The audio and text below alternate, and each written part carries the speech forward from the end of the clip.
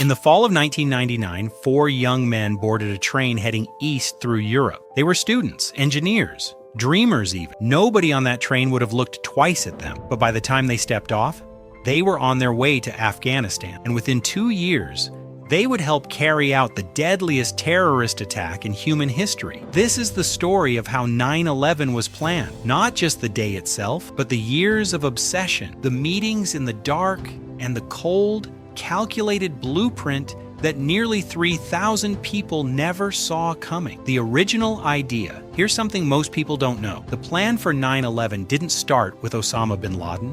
It started with a man named Khalid Sheikh Mohammed, known simply as KSM. In 1996, he traveled to Tora Bora, Afghanistan, and sat down with Bin Laden. He came with a proposal: train pilots, hijack American commercial airliners, and crash them into buildings on American soil. Khalid Sheikh Mohammed dreamed up the tactical innovation of using hijacked planes to attack the United States. Al-Qaeda would provide the personnel, the money, and the logistical support, and Bin Laden would weave the attacks into a larger strategic goal: to strike the far enemy, the United States, and trigger regime change across the Muslim world. Bin Laden didn't say yes immediately. He sat on it. He kept thinking. And then in October 1999, something happened that reportedly crystallized the idea in his mind. Documents seized during the 2011 raid that killed Bin Laden included handwritten notes from September 2002 with the heading, "The Birth of the Idea of September 11. In those notes, Bin Laden described being inspired by the crash of Egypt Air Flight 990, which was deliberately crashed by a co-pilot, killing more than 200 passengers. This is how the idea of 9/11 was conceived and developed in my head, and that is when we began the planning," he wrote. And so, in late 1998 and early 1999, Bin Laden approved a scaled-back version of KSM's plan. The machine began to move, building the team. Now, Bin Laden had a plan. What he needed was the right people to carry it out. Not just anyone willing to die. Al-Qaeda had plenty of those. KSM later recalled that Al-Qaeda had a large surplus of members willing to die as martyrs, and described a department of martyrs in the organization consisting only of those people. The problem was finding men educated enough, Western enough, and disciplined enough to actually fly the planes.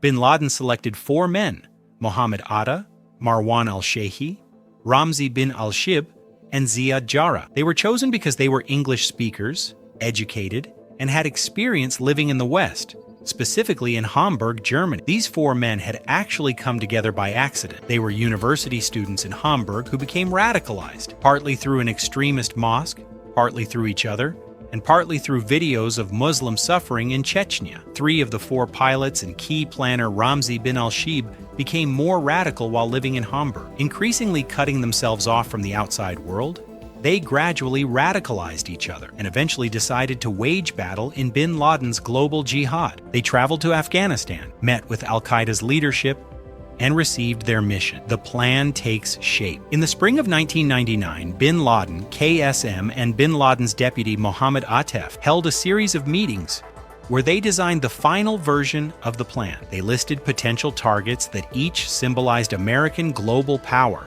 the World Trade Center, representing America's economy, the Pentagon, its military, and the U.S. Capitol, its political system. They even had a contingency rule. If any pilot could not reach his target, he was to crash the plane wherever he was. Now came the most audacious part of the operation. The hijackers would enter the United States legally, using their real names, and enroll in American flight schools. They did not hide their names or bank accounts. Everything was legally clean. The logic was simple.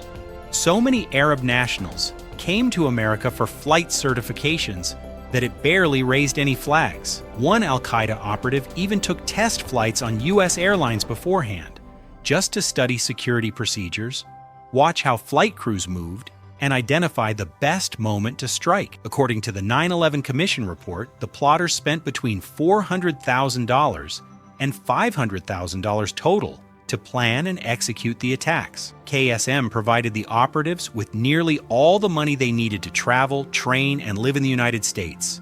$500,000.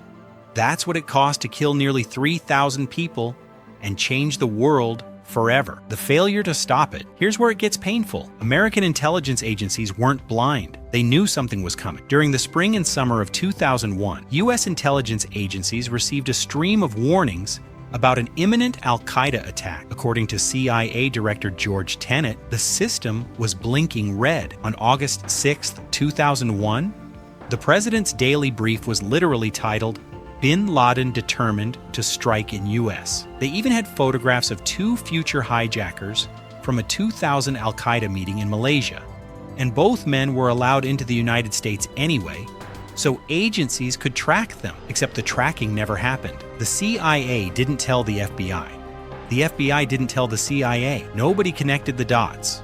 And just weeks before the attack, a flight school in Minnesota flagged a suspicious student named Zacharias Moussaoui, asking strange questions about cockpit doors and whether they locked. He was arrested, but nobody searched his laptop. Nobody pushed harder. Then September 11th arrived, the day itself. 19 men, 4 planes, all fueled to capacity on purpose, because more fuel meant a bigger explosion on impact. At 8:46 a.m., Mohammed Atta, the operations ringleader, flew American Airlines Flight 11 into the North Tower of the World Trade Center between floors 93 and 99. 17 minutes later, the South Tower was hit, then the Pentagon, then a field in Pennsylvania where passengers on Flight 93, who had learned about the other crashes through phone calls to their families, voted to fight back. Al-Qaeda had initially planned to target nuclear installations, but decided against it, fearing things could get out of control. Even terrorists have a line they won't cross until they don't. By the end of that morning, 2,977 innocent people were dead. Bin Laden believed America was a paper tiger. He had watched the U.S. retreat from Lebanon, from Somalia, from Vietnam. He thought one massive strike would break the country apart. He was wrong about that. Bin Laden was killed by U.S. forces in 2011. Khalid Sheikh Mohammed was captured in 2003 and remains in custody. His case still not fully resolved in court today. But the world he helped create on that September morning, we're still living in it. Longer airport lines, endless wars, a generation of soldiers who grew up in the shadow of 2 burning towers. 9/11 wasn't just an attack. It was a calculated, years-long operation carried out by men who studied their enemy, exploited every gap they could find, and counted on no one believing they were actually capable of it. They were, and that is the most terrifying part of all.